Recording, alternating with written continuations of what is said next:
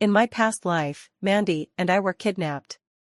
While we were trying to escape, Mandy shoved me into the trafficker's arms. I was beaten and sold to a village to become a poor man's wife. 5 years later, I had become the envied matriarch of a wealthy family, and my husband had risen to be the most sought-after prince of City A. Reborn, Mandy clung desperately to the trafficker and urged me to run. I couldn't help but smile. I stared at the trafficker's arms, thicker than my legs, and bolted. In my past life I was grabbed by human traffickers and beaten until my body was covered in wounds.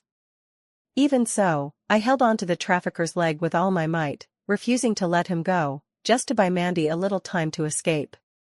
She shoved me into the trafficker's arms. I do not blame her. I know it was her instinct to survive. I only secretly hoped in my heart that she would bring someone to rescue me. Time and again I negotiated with the trafficker, time and again I was beaten until I was covered in bruises, living a fate worse than death. My body was mottled with green and purple, not a single unhurt place. I finally managed to escape to the town and borrow a phone. The first thing I did was call Mandy to beg her to come save me. Instead I heard her laughing coquettishly, playing the damsel in distress while lying in my fiancé's arms. Traffickers are so terrifying. What can a weak woman like me do?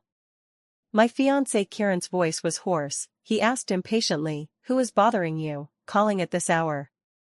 From the other end of the line came a series of coquettish moans. Through the phone a whole action scene played out. My mind went blank.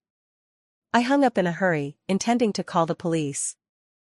Before I could dial, the traffickers caught me. That time I lost a leg and nearly lost my life.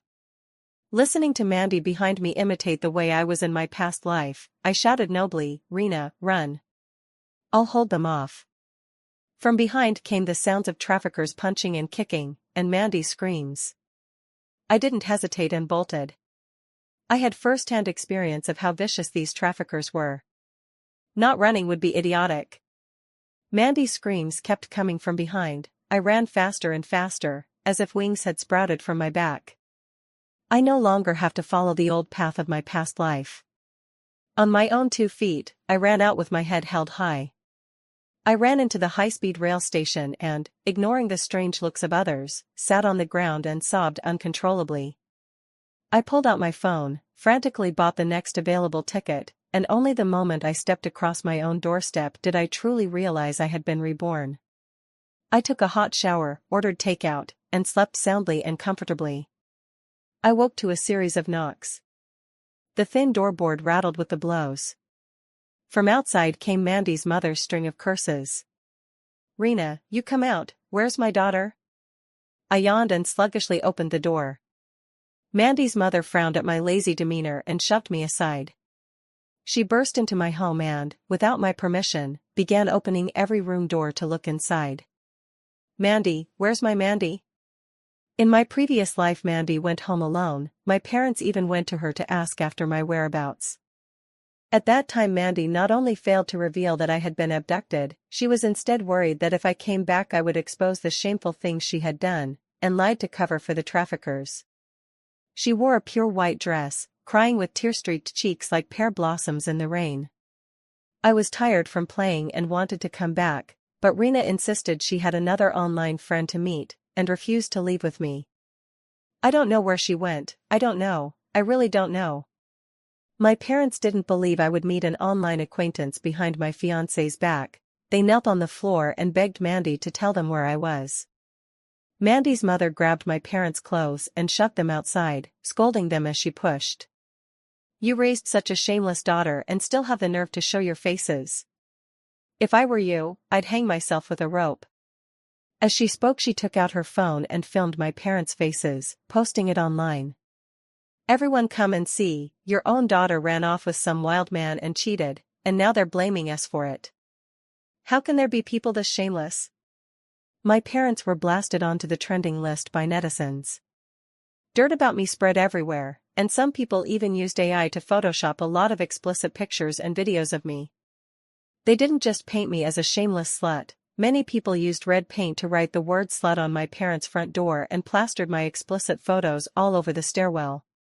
My parents not only lost their jobs and were looked down upon, but ultimately, unable to bear the humiliation, they jumped from a tall building. I blinked and smiled at Mandy's mother. Mandy went to meet someone she met online, didn't you know? Mandy's mother said angrily, how could you not tell us when something this big happened? I looked innocent. Mandy is almost 30 this year. How could I have imagined she'd go meet someone she met online and not tell you? Mandy's mother took out her phone and dialed more than 20 numbers in a row, but no one answered. Her mother's anger grew, and she pointed at my nose and cursed, if anything happens to my daughter, I will never forgive you. For several days in a row Mandy's mother couldn't find any trace of her, she even called the police. The police arrived quickly. I only said that Mandy wanted to meet an online friend and didn't come back with me. I wasn't lying. The reason we were kidnapped by traffickers was that Mandy insisted on meeting an online friend. Mandy, blushing, said the guy had 8-pack abs and was the CEO of a listed company, and she was going to meet the CEO in person. I thought it was untrustworthy and insisted on going along to watch out for Mandy.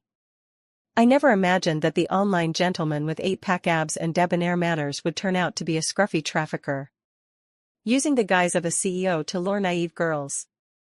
In my previous life, after I was kidnapped, Mandy took out a spare phone with conversations with the trafficker and said it was my alternate account, using the chat history on it to prove I had willingly refused to come home. The chat logs were extremely explicit, even including some very risque photos. The police saw this and believed Mandy's account without a doubt. Now, at my prompting, they had logged into Mandy's account and pulled her chat records. The sheer explicitness left the officers stunned. Most striking of all was a photo Mandy had sent in black sheer lingerie, her intimate area clearly visible. Caption, thinking of Big Brother. Mandy's mother refused to accept the result, insisting the chat logs were forged by me. I had the private photos from the chat enlarged and printed. They were as big as movie posters. I pointed at Mandy's neck in the photo and said, Auntie, look closely, Mandy has necklines all over her neck, and there's an inconspicuous little mole on her collarbone. I don't have those.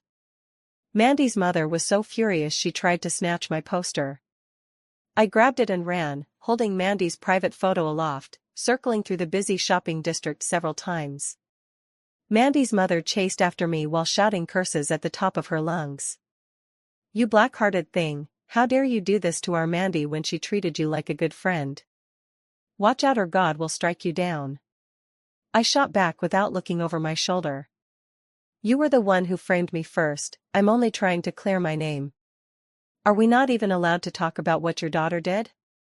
The woman who shoved me into the trafficker's arms, seduced my fiancé, and drove my parents to their deaths, can she really be called a best friend?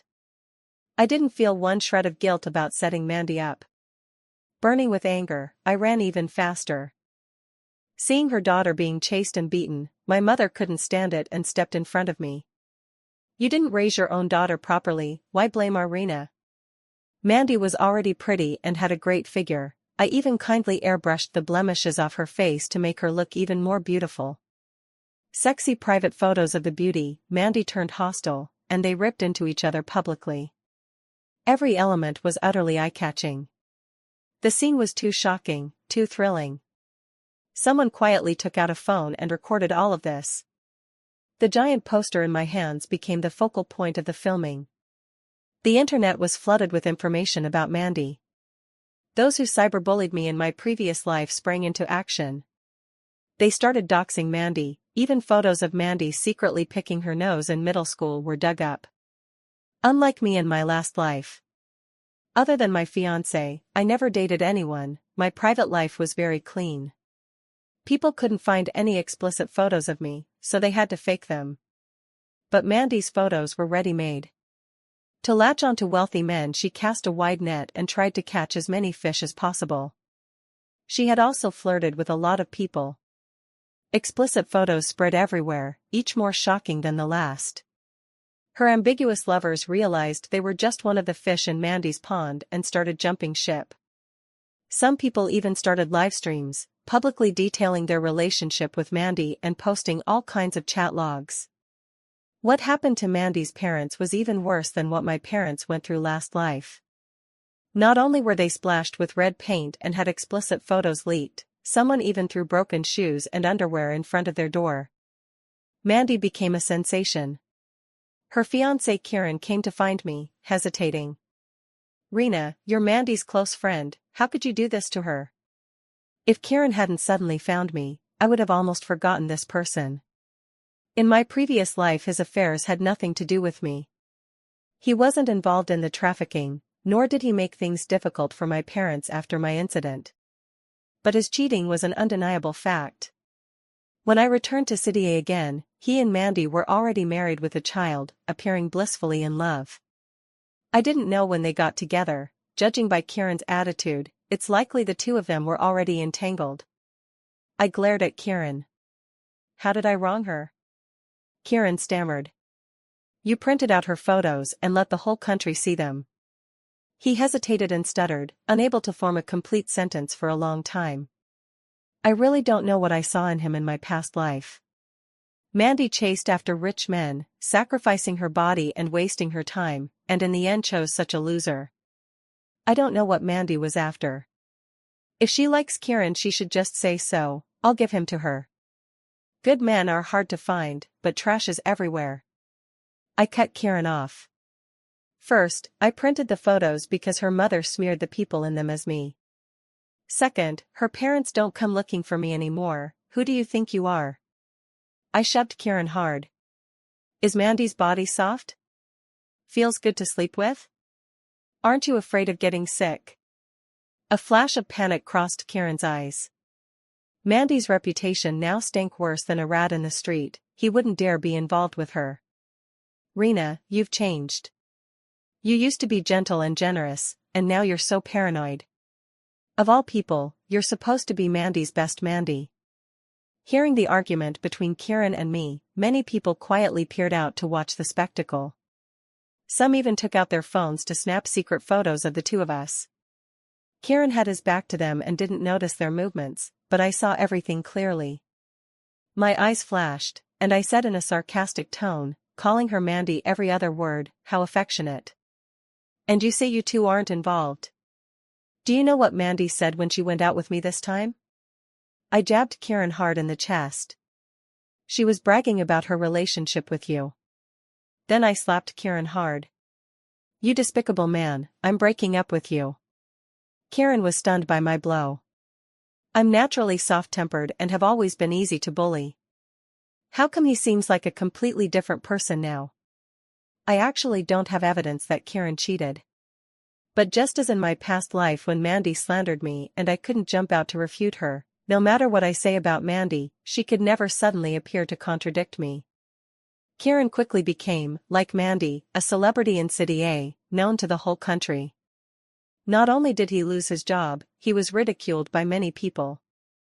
In my previous life I returned as a wealthy noble's wife not because I was simply lucky, nor because I happened to marry the trafficked young master Alex.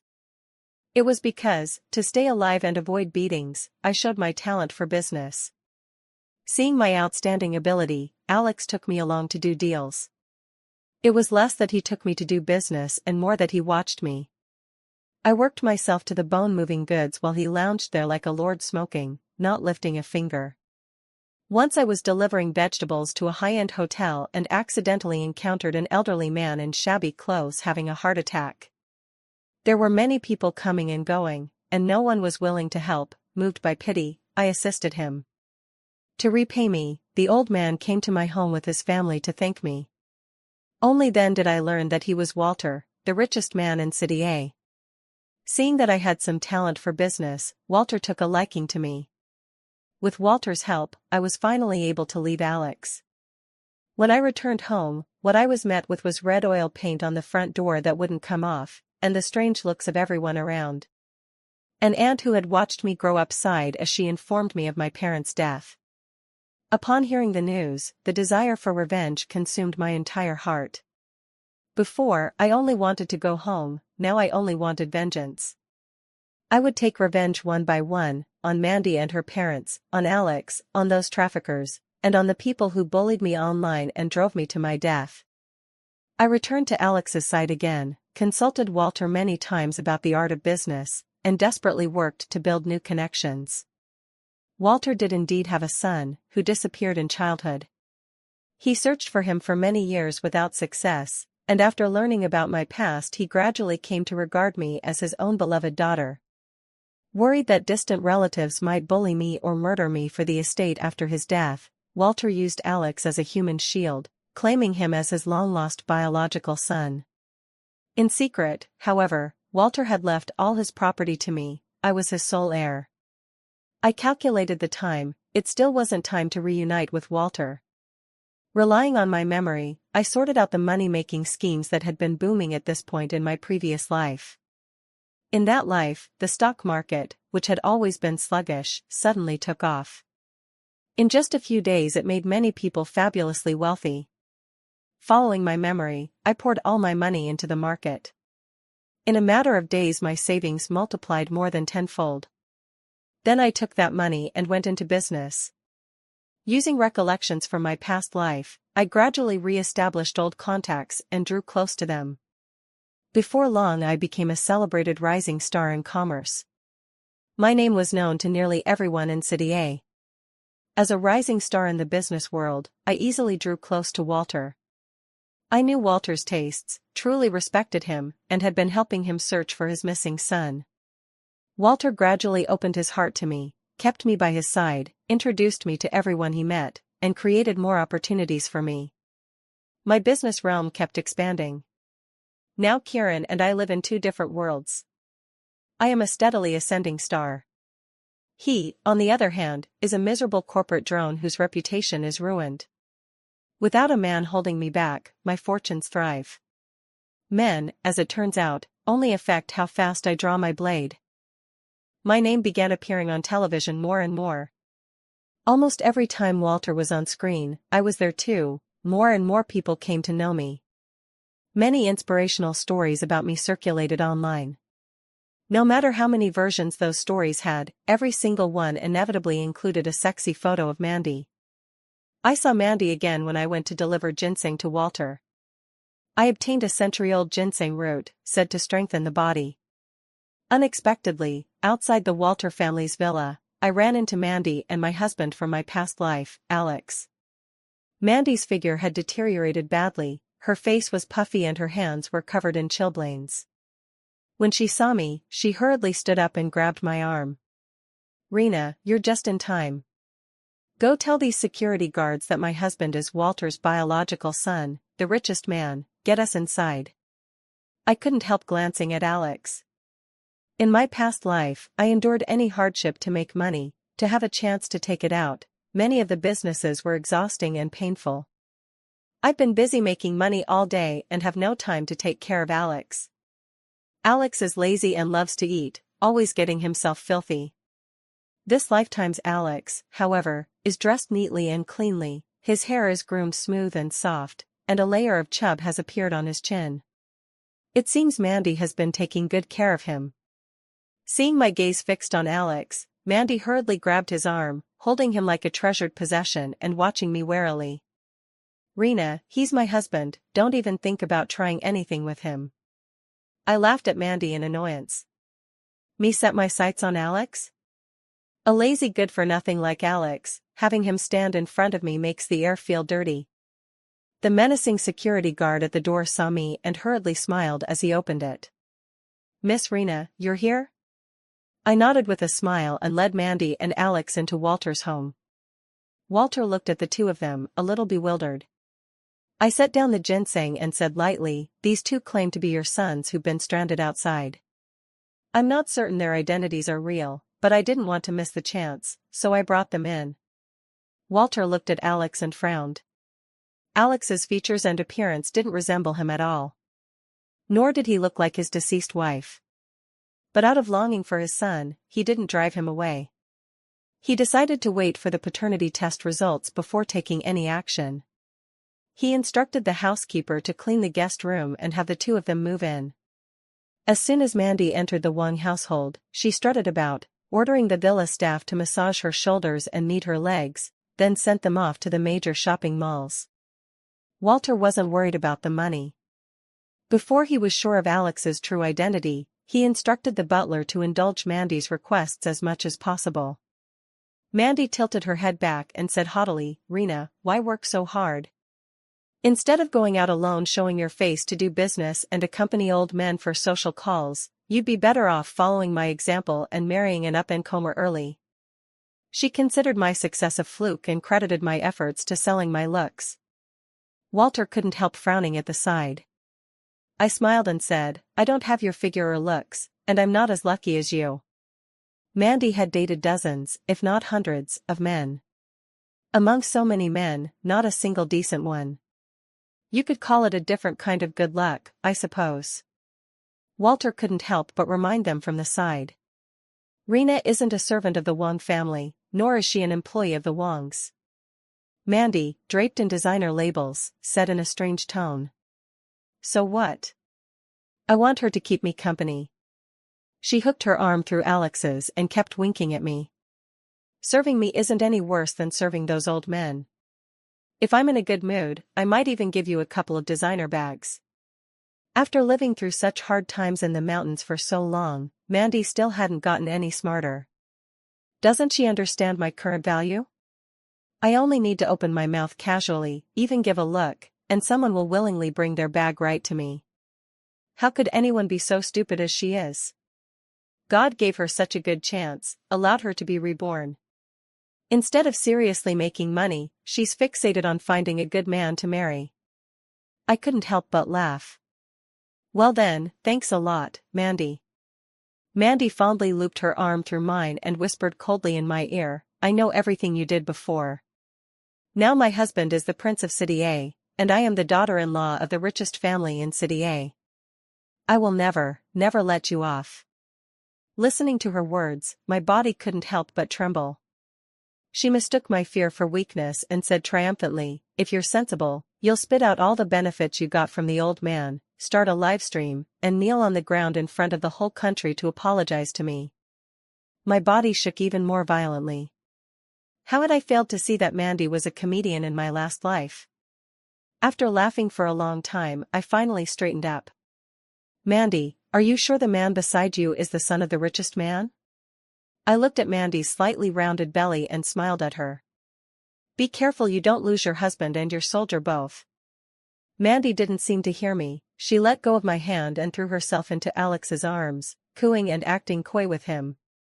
Back in the mountain valley, Alex thought Mandy was the most beautiful, most sensual woman he had ever seen. She treated him so well he wanted to cradle her in the palm of his hand.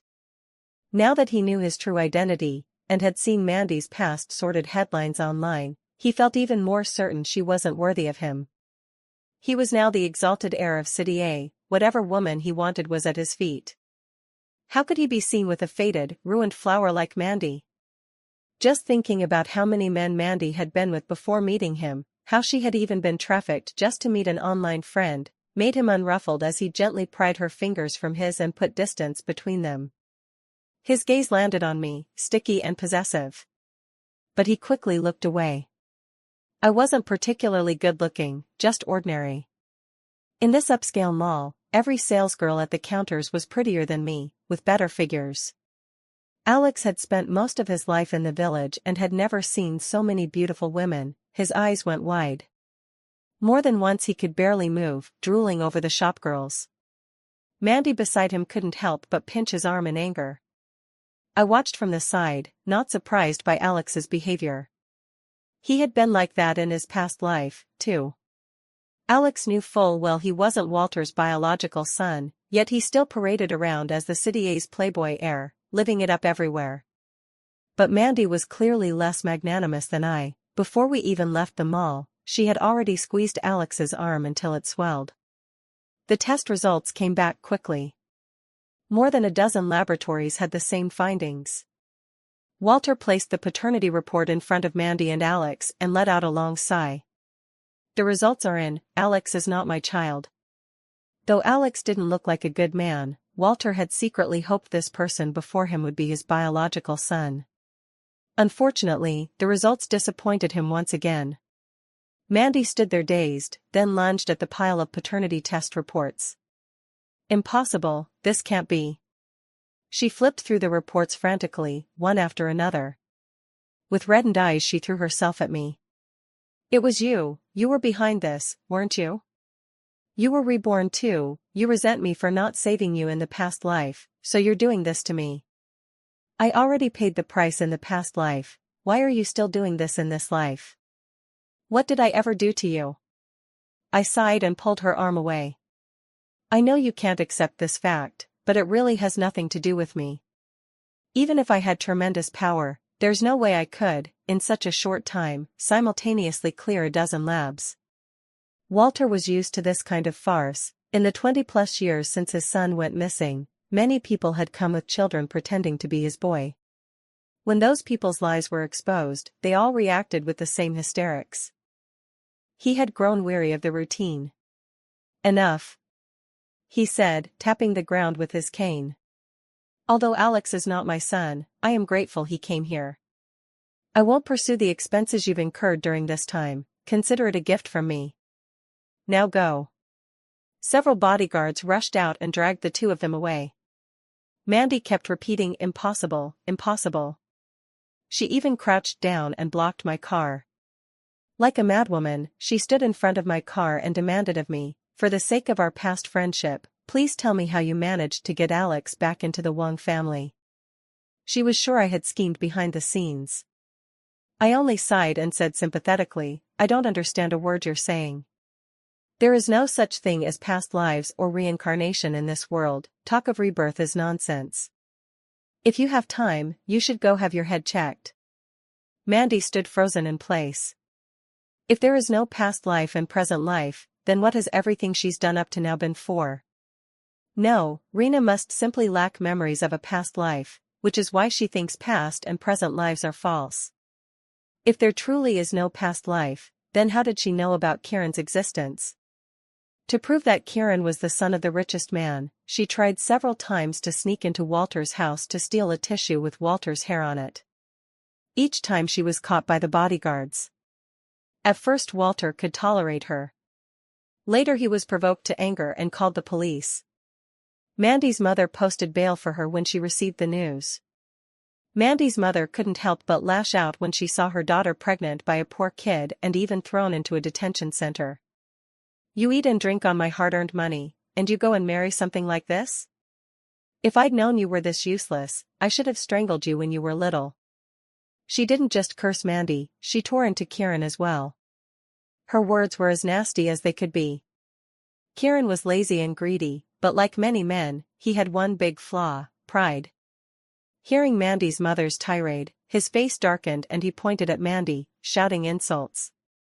A worthless woman, what's so special about her? If you look down on me, I'll look down on you right back. Kieran said that as he moved to strip the designer clothes off Mandy and take the luxury bag from her hand. When he had gone shopping with Mandy, he'd seen the price tags on those clothes. One piece could be worth as much as an ordinary person's lifetime half-earnings. With things like that, he could easily buy a wife who was more obedient and prettier than Mandy.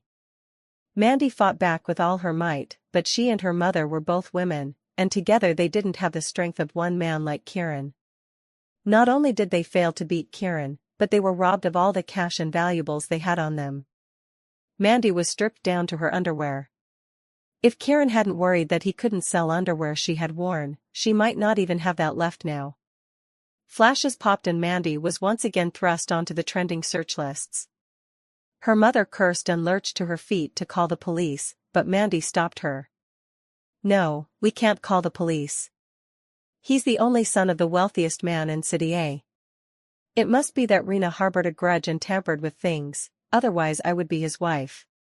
She bit her lip as she looked at the phones around her. She decided to take a chance and start a live stream. Before going live, she gave me a call. As long as you obediently tell me how to get Kieran back into the wealthy family, I can let you go. Otherwise don't blame me for being ruthless. Crazy. I spat at the phone and hung up in a hurry. I glanced at the young handsome officer beside me and gave him a smile.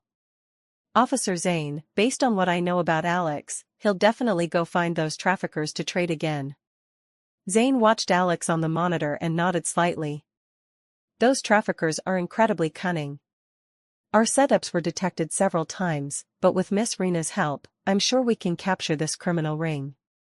Mandy was lost in fantasies of becoming a rich man's wife, spending years lowering her eyes and flattering men. I ran my business while researching facial capture and tracking technology. Not only is it highly accurate, it can also display a person's identity information, predict their movements, trace past footsteps, and even reconstruct what they looked like as a child. With the support of my technology, the police's tracking capabilities improved dramatically. We followed Kieran and quickly found that ring of traffickers. But we didn't arrest them immediately, instead we tagged them, shadowed their movements, and gradually rounded up many of the traffickers. Kieran was arrested for robbery. A great number of traffickers were captured, and from their transaction records we rescued tens of thousands of missing people. Among them were the elderly and the children. Some, when freed, still had gratitude in their eyes and a hope for life. Others had long since gone numb, even becoming dependent on the buyers who had purchased them, unwilling to return home. Those who were rescued wept in a tangle, those who refused to go home. The families cried in a tangle as well. Listening to the sobs around me, my eyes couldn't help growing wet. In my previous life, I never even saw my parents before I died. Fueled by hatred, I kowtowed to Walter and took over his business.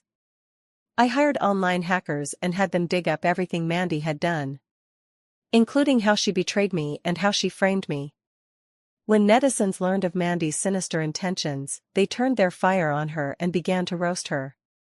Mandy's son was cyberbullied into dropping out of school. He spent his days calling Mandy vicious names and even once struck her. Alex also lost his job and spent his days drinking at home. Mandy was often beaten by the two of them together. Mandy's parents were also pointed at and gossiped about because of her. They didn't even dare to leave the house. Then I compiled a list of those who had once cyberbullied my parents and posted their names across the major platforms.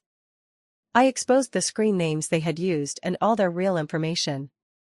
I hired the best team of lawyers, not only to make them pay, but to strip them of their reputations, to turn them into murderers in the eyes of everyone.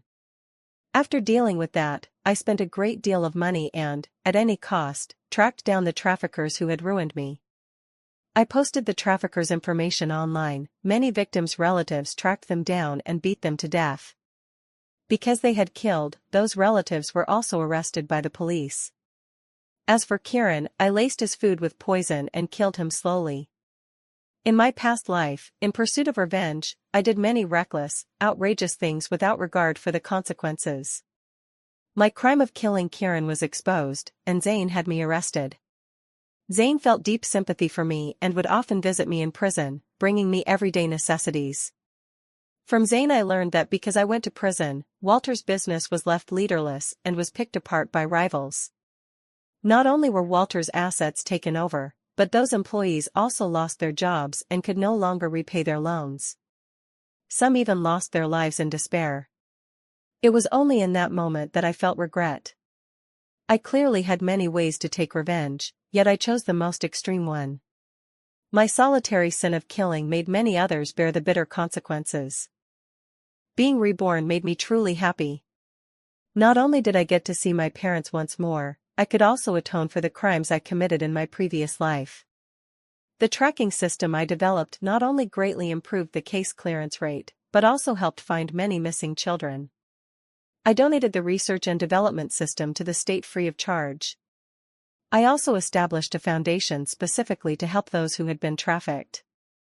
After long periods of abuse, many of them developed psychological problems. My foundation not only helps them treat mental illness, but also helps them reintegrate into society and learn new skills. Zane often comes to help me. He admires that I can do so much. I looked at Zane and smiled. Zane, actually, I've been wanting to take you to a place. Zane trusts me a great deal. Without asking where I was taking him, he simply followed behind. I led Zane and knocked on the door of the Walter household. The moment Walter saw Zane, he froze in place. No paternity test was needed. At a single glance he recognized the man before him as his son. Zane and Walter looked so alike, Perhaps because Zane's mother was a beauty, Zane came out even more handsome than Walter. In my previous life, the moment Zane caught me, I recognized him. Only back then Walter was already dead, and I had become a criminal. Revealing Zane's identity would only expose him to others' prejudice. I contacted a lawyer from prison, intending to leave my entire estate to him. I was ashamed. What Walter had entrusted to me was a business empire, while what I would be leaving Zane was nothing but a fractured, barely standing enterprise. The lawyer warned me that Zane was just an ordinary cop who had never done business. If the company went bankrupt, the debts would be enough to crush him. So I abandoned the idea of leaving the assets to Zane and collapsed into tears. Walter had helped me so much, and yet I could leave nothing to his son. Fortunately, I was reborn, and there was still a chance to make amends. Now Walter is strong and healthy, and the company has been run very well. With me assisting from the side, Zane will surely be able to inherit the company excellently. To my surprise, Zane didn't choose to return and take over the family business. Instead, he hired me as a professional manager to run the family on his behalf. He still wears the same unchanging police uniform and does the work that belongs to him. He didn't become arrogant or proud because of inheriting the family's affairs. He remains a kind and upright person. Mandy kept saying she wanted to get revenge on me. Zane was extremely anxious. He drove me to and from work every day and even hired several bodyguards for me. We all assumed Mandy's revenge would be jumping out to stab me or hiring a killer. Nobody expected her revenge to be going live and airing my past life crimes. She shouted excitedly to the viewers in the stream. "Family, you know how vicious she is, right? She harmed me in her past life and it wasn't enough. This life she's deliberately getting back at me, making sure I can't become a wealthy madam." I watched her cry family while she clicked the link on a 3-2-1 countdown. Zane and I exchanged a glance and suddenly felt ridiculous. Next to Mandy, our hyper-alert postures made us look like fools. I silently hit the report button, and because of Mandy's long record of bad behavior, her account was permanently banned. Later I heard that she spent her days muttering about past lives and the present, claiming she was about to become a rich madam, clutching her increasingly round belly and refusing to let go. Her mother had her committed to a psychiatric hospital. I went to see her once. Her hair was disheveled, her eyes vacant, she kept hugging a pillow and smiling foolishly.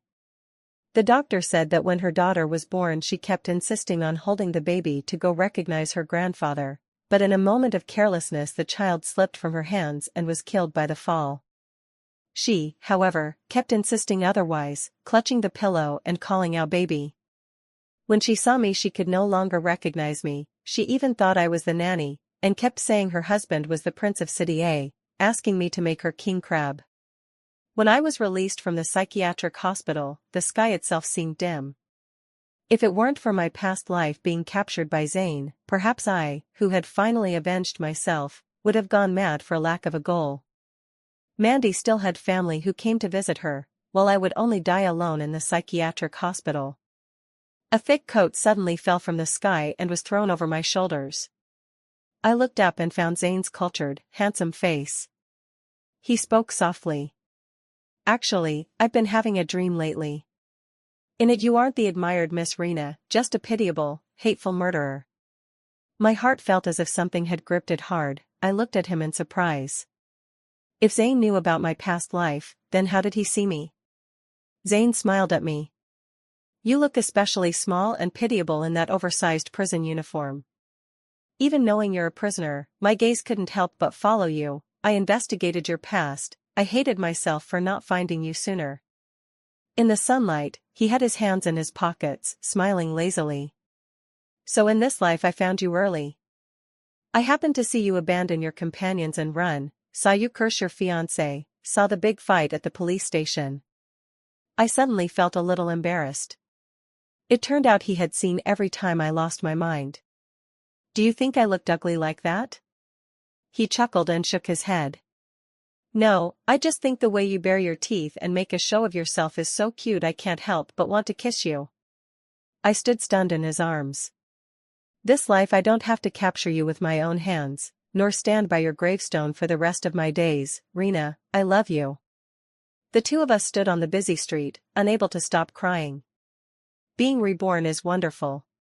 It allows me to make amends for all my mistakes and live happily with the one I love.